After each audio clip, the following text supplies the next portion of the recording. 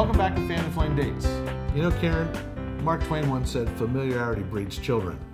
And, you know, when couples have been married 3 to 7 years, the first kids start to show up in the marriage, and that changes everything.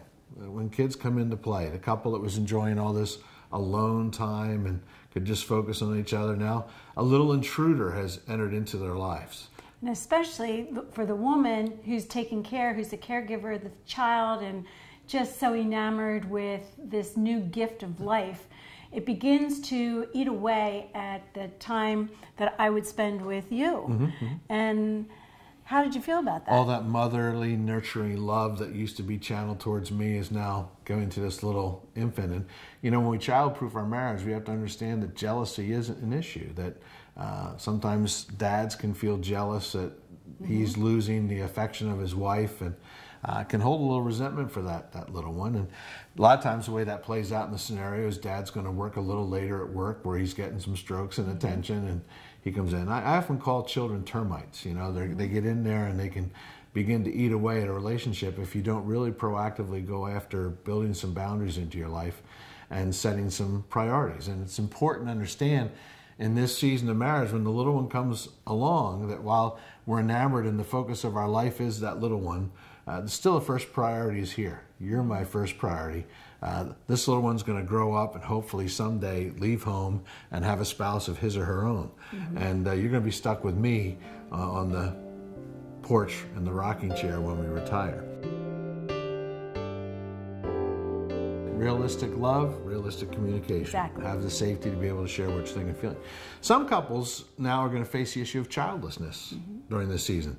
We faced the issue of childlessness for 9 years, and you know, it's frustrating, it's sad, it's, you know, creates all kinds of emotions, and whose fault is it? Guilt, and, right? Yeah. But what's important is that we need to understand that babies do not save marriages. Absolutely. Babies just amplify whatever potential conflicts are in marriage, because now we have a whole new set of expectations. We have parenting expectations. What kind of mother are you going to be? What kind of dad am I going to be? How are we going to raise this child? What do we want that child to look like by the time they're 18 years of age? The expectation I'm going to be a better parent than my parent was. You know, that comes into play when we have kids. So we really do need to, you know, well, the Lord's made it so we have 9 months to prepare. Right. That we begin to talk about some of those things while we're pregnant and while the baby's on the inside. We develop a strategy for what life's going to be like once he or she makes his or her arrival.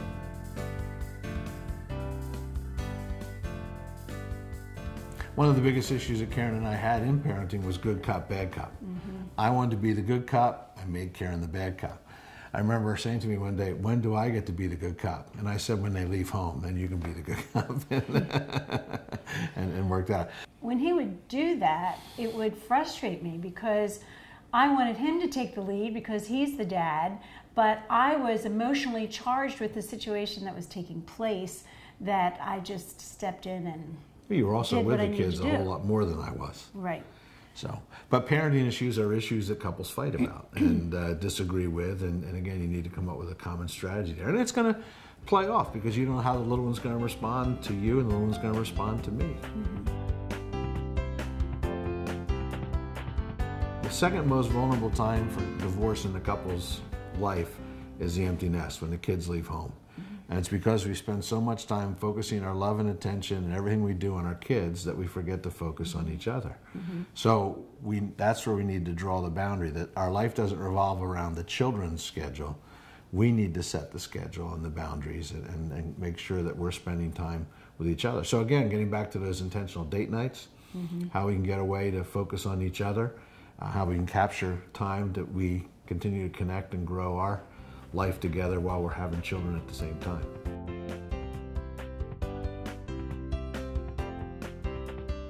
You know, some of you may be remarried in a divorce and a remarriage scenario, or you've never been married and you marry someone with kids, and now you become an instant parent, and you become an instant parent of someone who's not biologically your son or your daughter. And there's a lot of tension that couples deal with in this. The step parenting can present a lot of challenges. Do we show a certain bias towards our bio kids versus our new stepchild type thing? And we all know that Cinderella story and how that works. But there's some truth to that. And again, sometimes the bond between the spouse and his or her bio child gets in the way of the spouse and his or her new spouse.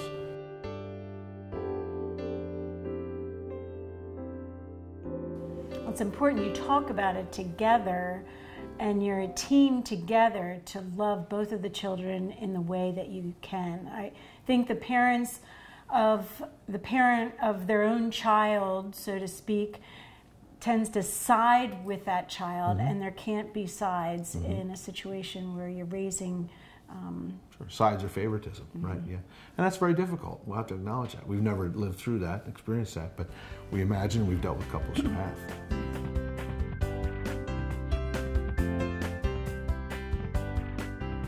Please know that having children does not save a marriage. Oftentimes, if marriages are rocky, husbands and wives think that, well, maybe if we have children, it'll bring us together. Something we can both focus our attention on. Right. And that's not each other. Exactly. And it may work for a little bit, but then, again, reality sets in, and it can become divisive in your family, and it's harder to... If you're not good at communicating before you have a child, you're not going to be any better communicating when there is a child. If you're not good at expressing love, care, and affection to each other, while you might be able to transfer that to the child, it's still not going to get transferred to you. Right. And it's going to blow those issues up even more. So while we don't have perfect marriages until we have kids, we want to make sure we have healthy marriages and continue to keep them healthy. Right. We've given you a lot to think about, childproofing your marriage. We'd like you to pause now and answer the knee-to-knee, nose-to-nose questions. We'll look for you next time on fantheflamedates.com.